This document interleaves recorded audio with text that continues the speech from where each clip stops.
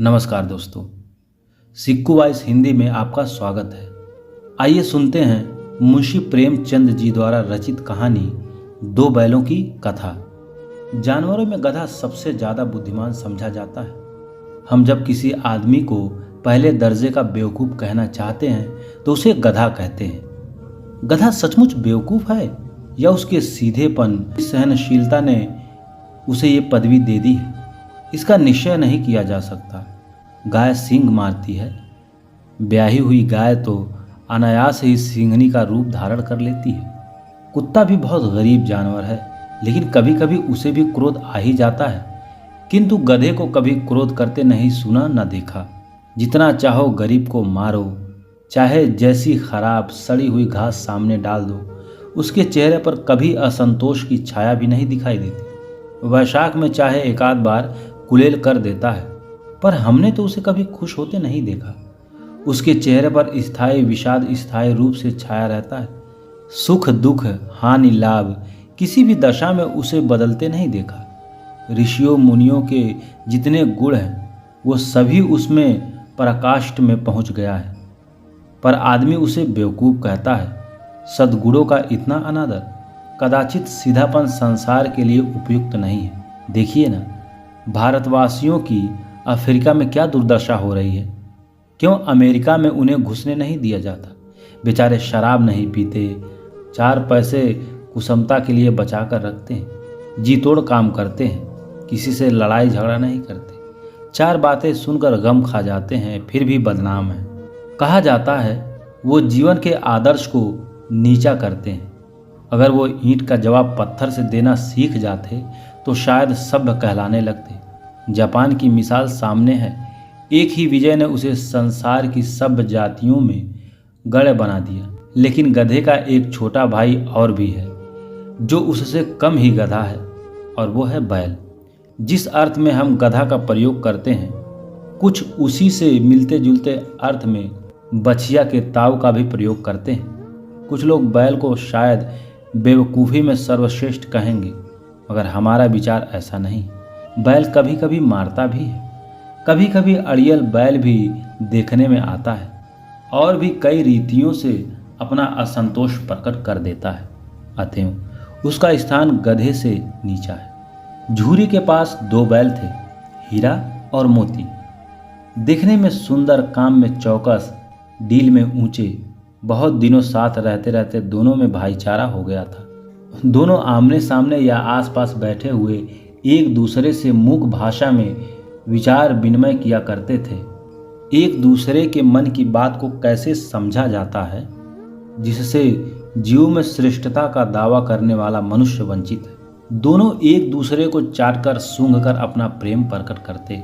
कभी कभी दोनों सींग भी मिला लिया करते थे। विग्रह के नाते से नहीं, केवल विनोद के भाव से, आत्मीयता के भाव से। जैसे दोनों में घनिष्ठता होते ही धौप थप्पा होने लगता है। इसके बिना दोस्ती कुछ हल्की सी रहती है, फिर ज़्यादा विश्वास न किया जा सकता।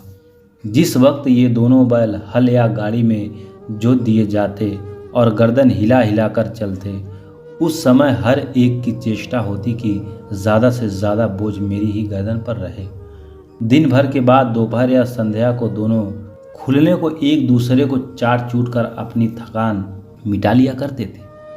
नांद में खली भूसा पड़ जाने के बाद दोनों साथ उठते, साथ नांद में मुंह डालते और साथ ही बैठते थे। एक मुंह हटा लेता तो दूसरा भी हटा लेता था।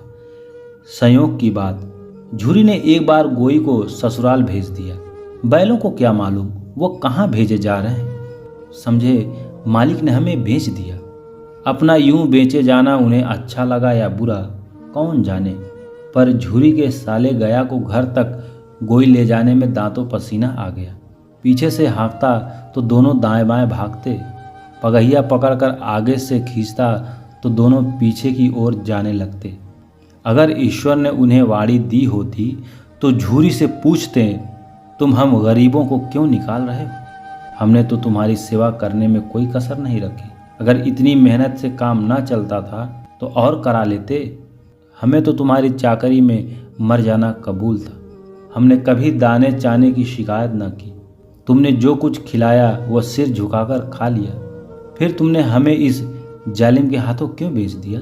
संध्या समय दोनों बैल अपने नए स्थान पर पहुंचे। दिन भर के भूखे थे, लेकिन जब नांद में लगाए गए तो एक भी उसमें मुंह नहीं डाला। दिल भारी हो रहा था। जिसे उन्होंने अपना घर समझ रखा था वह आज उनसे छूट गया। ये नया घर, नया गांव, नए आदमी उन्हें बेगाने से लगते थे। दोनों ने अपनी मूक भाषा में सलाह ली, एक दूसरे को कनखियों से देखा और लेट गए। जब गांव में सोता पड़ गया तो दोनों ने जोर मारकर पगहा तोड़ डाले और घर की तरफ चले। पगहे बहुत मजबूत थे, अनुमान ना हो सकता था कि कोई बैल उन्हें तोड़ सकेगा, पर इन दोनों में इस समय दूनी शक्ति आ गई थी। एक एक झटके में रस्सियां टूट गईं। झूरी प्रातः काल सोकर उठा तो देखा कि दोनों बैल चरसी पर खड़े हैं। दोनों की गर्दनों में आधा आधा गराव लटक रहा था। घुटने तक पांव कीचड़ से भरे हैं और दोनों की आंखों में विद्रोह स्नेह झलक रहा है। झूरी बैलों को देखकर स्नेह से गदगद हो गया, दौड़कर उन्हें गले लगा लिया। प्रेमालिंगन और चुंबन का वह दृश्य बड़ा ही मनोहर था। घर और गांव के लड़के जमा हो गए, तालियां बजा बजाकर उनका स्वागत करने लगे। गांव के इतिहास में यह घटना अभूतपूर्व न होने पर भी महत्वपूर्ण थी। बाल सभा ने निश्चय किया, दोनों पशुवीरों का अभिनंदन पत्र देना चाहिए।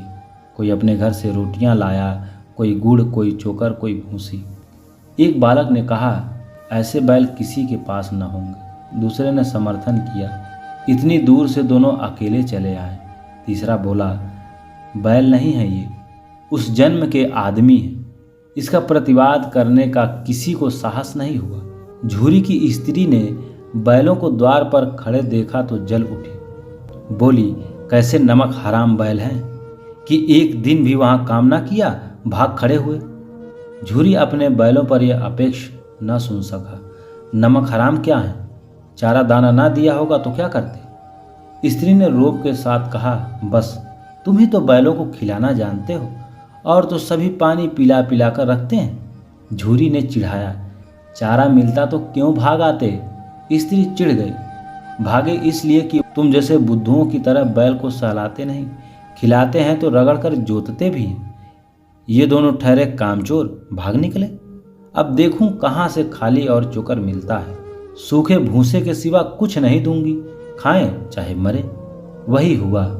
मजूर की बड़ी ताकीद की गई कि बैलों को खाली सूखा भूसा दिया जाए।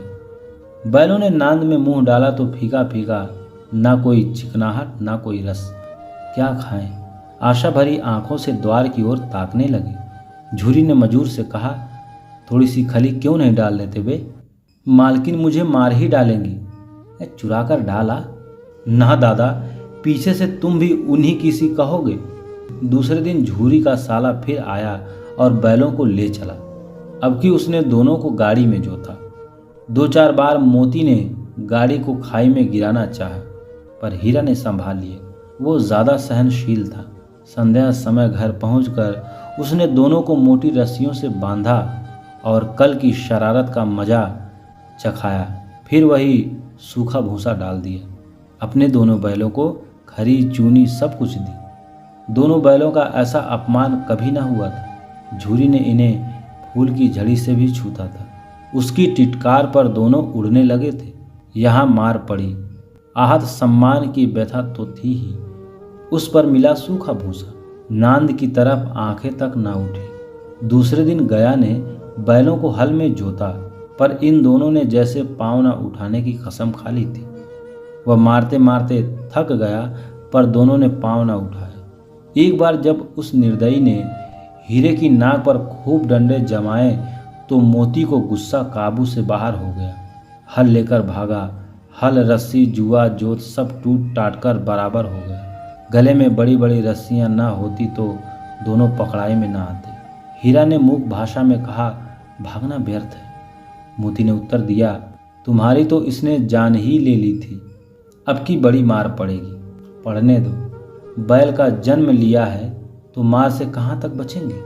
गया 2 आदमियों के साथ दौड़ा। मोती बोला, कहो तो दिखा दूं मजा मैं भी। लाठी लेकर आ रहा है। हीरा ने समझाया, नहीं भाई, खड़े हो जाओ, मुझे मारेगा तो मैं एक दो को गिरा दूंगा। नहीं, हमारी जात का यह धर्म नहीं। मोती दिल में ऐंठकर रह गया। गया आ पहुंचा और दोनों को पकड़ कर ले चला। कुशल हुई कि उसने इस वक्त मारपीट न की, नहीं तो मोती पलट पड़ता। उसके सहायक समझ गए कि इस वक्त टाल जाना ही भलमय साहत है। आज दोनों के सामने फिर वही सूखी भूसा लाया गया। दोनों चुपचाप खड़े रहे। उस वक्त छोटी सी लड़की 2 रोटियां लिए निकली और दोनों के मुंह में देकर चली गई। उस एक रोटी से उनकी भूख तो शांत नहीं होती, पर दोनों के हृदय को मानो भोजन मिल गया। यहाँ भी किसी सज्जन का वास है। लड़की भैरों की थी, उसकी माँ मर चुकी थी। सौतेली माँ उसे मारती रहती, इसीलिए इन बैलों से एक प्रकार की आत्मीयता हो गई थी। दोनों दिन भर जाते, डंडे खाते, अड़ते, शाम को थान पर बांध दिए जाते और रात को वही बालिका उन्हें 2 रोटियां खिला जाती। प्रेम के इस प्रसाद की ये बरकत थी। 2 गाल सूखा भूसा खाकर भी दोनों दुर्बल न होते थे, मगर दोनों की आंखों में रोम रोम में विद्रोह भरा हुआ था। एक दिन मोती ने मूक भाषा में कहा, अब तो नहीं सहा जाता हीरा, क्या करना चाहते हो? एकाध को सींगों पर उठाकर फेंक दूंगा, लेकिन जानते हो वो प्यारी लड़की जो हमें रोटियां खिलाती हैं उसी की लड़की है, जो इस घर का मालिक है। ये बेचारी अनाथ हो जाएगी तो मालकिन को फेंक दूं? वही तो लड़की को मारती है। लेकिन औरत जात पर सींग चलाना मना है, ये भूल जाते हो। तुम तो किसी तरह निकलने ही नहीं देते। बताओ, तुड़ाकर भाग चलें?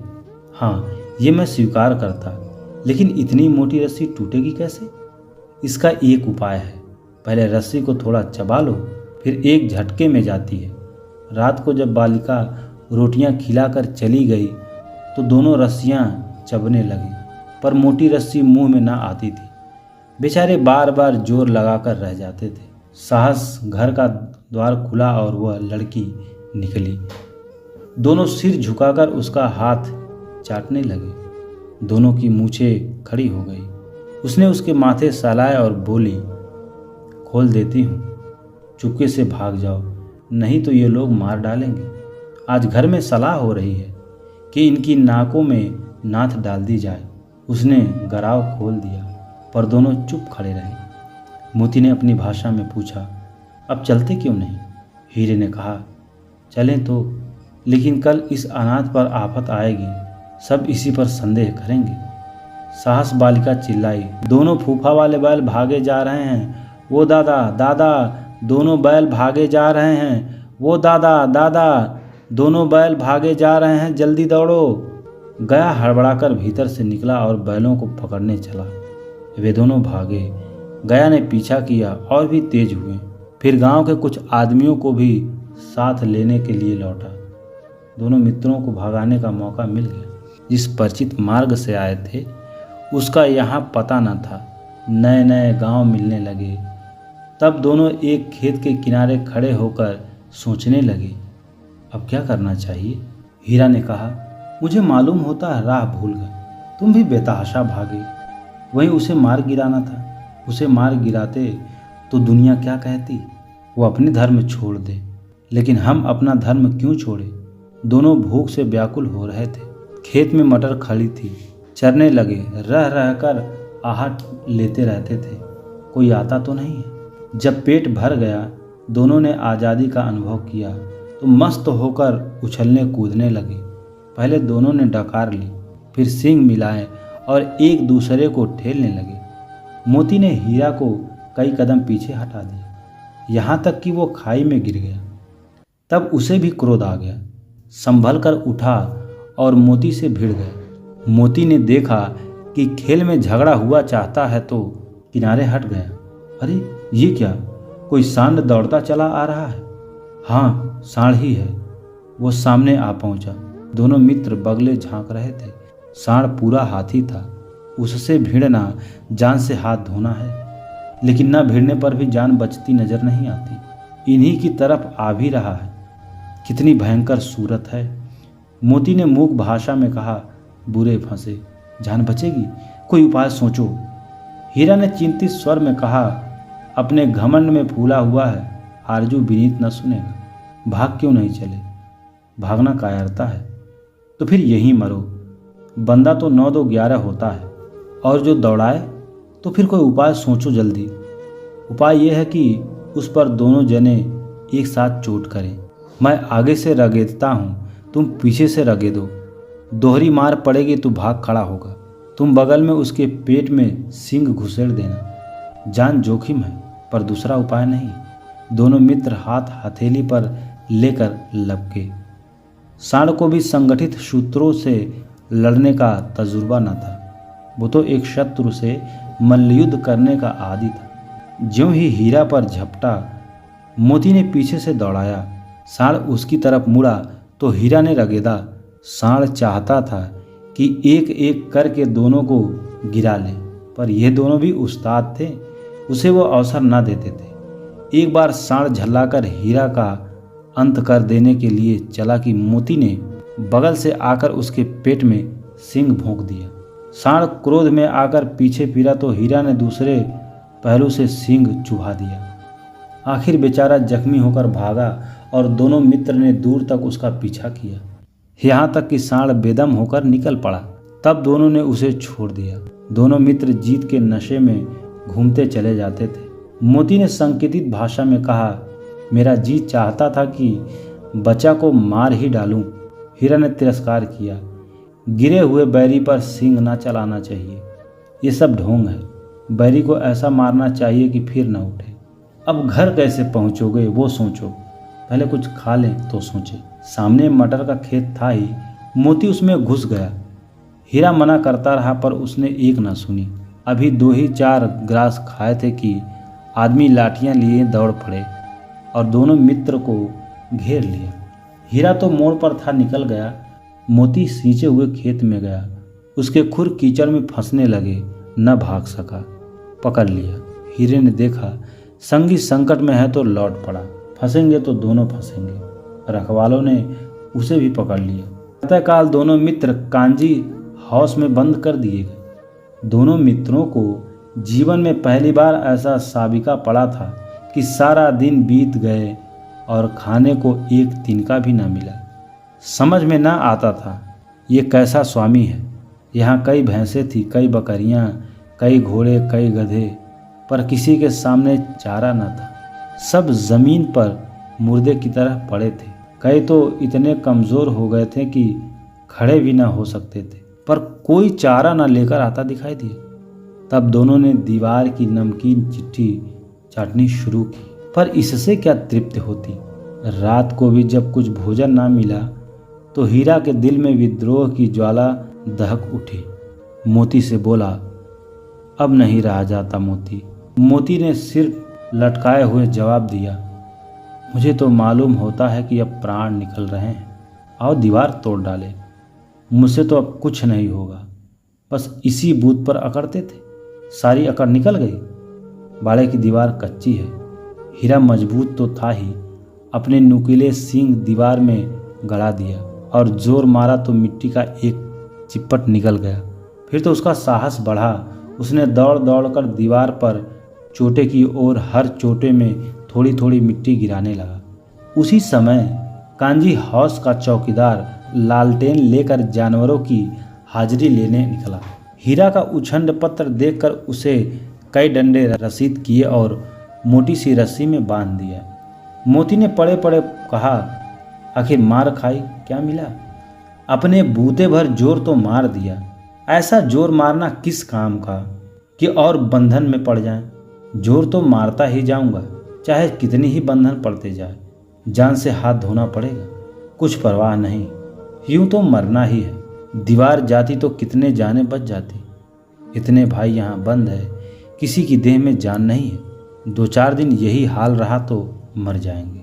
अच्छा तो ला, फिर मैं भी जोर लगाता हूँ। मोती ने भी दीवार में सींग मारा। थोड़ी सी मिट्टी गिरी और फिर हिम्मत बढ़ी। फिर तो वह दीवार में सींग लगाकर इस तरह जोर करने लगा मानो किसी प्रतिद्वंदी से लड़ रहा है।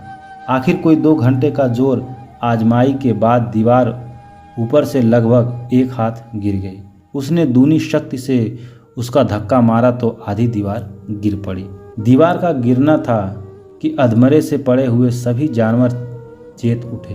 तीनों घोड़ियां सरपट भाग निकली, फिर बकरियां निकली, उसके बाद भैंस भी खसक गई, पर गधे अभी तक ज्यों के त्यों खड़े थे। हीरा ने पूछा, तुम दोनों क्यों नहीं भाग जाते? एक गधा ने कहा, जो कहीं फिर पकड़ लिए जाएं तो क्या हरज है, अभी तो भाग जाने का अवसर है। हमें तो डर लगता है, हम यहीं पड़े रहेंगे। आधी रात से ऊपर जा चुकी थी। दोनों गधे अभी तक सोच रहे थे कि भागें या ना भागें, और मोती अपने मित्र की रस्सी तोड़ने में लगा हुआ था। जब वह हार गया तो हीरा ने कहा, तुम जाओ, मुझे यहीं पड़ा रहने दो, शायद कभी भेंट हो जाए। मोती ने आंखों में आंसू लगाकर कहा, तुम मुझे इतना स्वार्थी समझते हो? हीरा, हम और तुम इतने दिनों एक साथ रहे हैं, आज तुम विपत में पड़ गए हो तो मैं तुम्हें छोड़कर अलग हो जाऊं? हीरा ने कहा, बहुत मार पड़ेगी, लोग समझ जाएंगे ये तुम्हारी शरारत है। मोती ने गर्व से बोला, जिस अपराध के लिए तुम्हारे गले में बंधन पड़ा, उसके लिए अगर मुझे मार पड़े तो क्या चिंता। इतना तो हो ही गया कि 9-10 प्राणियों की जान बच गई, वो सब तो आशीर्वाद देंगे। ये कहते हुए मोती ने दोनों गधे को सींगों से मार मार कर बाड़े से बाहर निकाला और तब अपने बंधु के पास आकर सो रहा। भोर होते ही मुंशी और चौकीदार तथा अन्य कर्मचारियों में कैसी खलबली मची, इसको सुनाने की ज़रूरत नहीं। बस इतना ही काफ़ी है कि मोती की खूब मरम्मत हुई और उसे भी मोटी रस्सी से बांध दिया गया। 1 सप्ताह तक दोनों मित्र वहाँ बंधे पड़े रहे। किसी ने चारा का एक तिड़ा भी न डाला। हाँ, एक बार पानी दिखा दिया जाता था, यही उनका आधार था। दोनों इतने दुर्बल हो गए थे कि उठा तक नहीं जाता था। ठठरिया निकल आई थी। एक दिन बाड़े के सामने डुग्गी बजने लगी और दोपहर होते होते वहाँ 50-60 आदमी जमा हो गए और लोग आकर उनकी सूरत देखते और मन फीका करके चले जाते। ऐसे मृतक बैलों का कौन खरीदार होता? सहसा एक दढ़ियल आदमी, जिसकी आंखें लाल थी और मुद्रा अत्यंत कठोर, आया और दोनों मित्रों के कूल्हों में उंगली गोदकर मुंशी जी से बातें करने लगा। चेहरा देखा, अंतर्ज्ञान से दोनों मित्रों का दिल कांप उठे। दोनों ने एक दूसरे को भीत नेत्रों से देखा और सिर झुका लिया। हीरा ने कहा, गाय के घर से नाहक भागे, अब तो जान नहीं बचेगी। मोती ने अश्रद्धा के भाव से उत्तर दिया, कहते हैं भगवान सबके ऊपर दया करते हैं, उन्हें हमारे ऊपर दया क्यों नहीं आती? भगवान के लिए हमारा जीना मरना दोनों बराबर है। चलो अच्छा ही है, कुछ दिन उसके पास तो रहेंगे। एक बार उस भगवान ने उस लड़की के रूप में हमें बचाया था, क्या अब नहीं बचाएंगे? ये आदमी छुरी चलाएगा, देख लेना। तो क्या चिंता है, मांस, खाल, सींग, हड्डी सब किसी के काम आ जाएगा। नीलाम हो जाने के बाद दोनों मित्र उस दढ़ियल के साथ चले। दोनों की बोटी बोटी कांप रही थी। बेचारे पांव तक ना उठा सकते थे, पर भय के मारे गिरते पड़ते भागे जाते, क्योंकि वो जरा भी चाल धीमी हो जाने पर डंसा जमा लेता था। राह में गाय बैलों का एक रेवड़ हरे भरे हार में चरता नजर आया। सभी जानवर प्रसन्न थे। कितना सुखी जानवर था इसका, कोई आनंद से बैठा पागुर करता था। कितना सुखी जीवन था इनका, पर कितने स्वार्थी हैं सब। किसी को चिंता नहीं कि उसके 2 भाई बधिक के हाथ पड़े बैठे हुए। सहसा दोनों को ऐसा मालूम हुआ कि परिचित राह है। हाँ, इसी रास्ते से गया उन्हें ले गया था। वही खेत, वही बाग, वही गांव मिलने लगे। प्रतिक्षण उनकी चाल तेज होने लगी। सारी थकान, सारी दुर्बलता गायब हो गई। ये लो, अपना ही घर आ गया। इसी कुएं पर हम पूर्व चलाने आया करते थे, यही कुआं है। मोती ने कहा, हमारा घर नज़दीक आ गया है। हीरा बोला, भगवान की दया है, मैं तो अब घर भागता हूँ। ये जाने देगा? इसे मैं मार गिराता हूँ। नहीं नहीं, दौड़कर थान पर चलो, वहाँ से आगे हम न जाएंगे। दोनों उन्मत्त होकर बछड़ों की भांति कुलेले करते हुए घर की ओर दौड़े। दोनों दौड़कर अपने थान पर आए और खड़े हो गए। दढ़ियल भी पीछे पीछे दौड़ता चला आया था। झूरी द्वार पर बैठा धूप खा रहा था। बैलों को देखते ही दौड़ा और उन्हें बारी बारी से गले लगाने लगा। मित्रों की आंखों से आनंद के आंसू बहने लगे। एक झूरी का हाथ चाट रहा था। दढ़ियल ने आकर बैलों की रस्सियां पकड़ ली। झूरी ने कहा, मेरे बैल हैं, तुम्हारे बैल कैसे हैं? मैं मवेशियों से नीलाम लिए आया हूँ। मैं तो समझता हूँ चुराए लिए जाते हो। चुपके से चले जाओ, मेरे बैल हैं, मैं बेचूंगा तो बिकेंगे। किसी को मेरे बैल नीलाम करने का क्या अधिकार है? मेरे बैल हैं, इसका सबूत यह है कि ये मेरे द्वार पर खड़े हैं। दड़ियल झल्लाकर बैलों को जबरदस्ती पकड़ ले जाने के लिए बढ़ा। उसी वक्त मोती ने सींग चलाया, दड़ियल पीछे हटा। मोती ने पीछा किया, दड़ियल भागा। मोती पीछे दौड़ा। गांव के बाहर निकल जाने पर वह रुका, पर खड़ा दड़ियल का रास्ता ये देख रहा था। दड़ियल दूर खड़ा धमकियां दे रहा था, गालियां निकाल रहा था, पत्थर फेंक रहा था, और मोती विजयी शूर की भांति उसका रास्ता रोके खड़ा था। गांव के लोग ये तमाशा देखते थे और हंसते थे। जब दड़ियल हार कर चला गया तो मोती अगड़ता हुआ लौटा। हीरा ने कहा, मैं तो डर गया था कि कहीं तुम गुस्से में आकर मार ना बैठो। अब न आएगा, आएगा तो दूर से ही खबर लूँगा, देखूं कैसे ले जाता है। जो गोली मरवा दे मर जाऊंगा, पर उसके काम ना आऊँगा। हमारी जान को कोई जान ही नहीं समझता, इसलिए कि हम इतने सीधे हैं। जरा देर में नादों में खली, भूस, चोकर और दाना भर दिया गया और दोनों मित्र खाने लगे। झूरी खड़ा दोनों को सहला रहा था, वह उनसे लिपट गया। झूरी की पत्नी भी भीतर से दौड़ी दौड़ी आई, उसने भी आकर दोनों बैल के माथे चूम लिए। तो दोस्तों, ये थी कहानी मुंशी प्रेमचंद जी की दो बैलों की कथा। अगर आपको कहानी अच्छी लगी हो तो चैनल को सब्सक्राइब करें, वीडियो को लाइक करें, शेयर करें, ताकि हम और अच्छी अच्छी कहानियाँ आपको सुना सकें। धन्यवाद।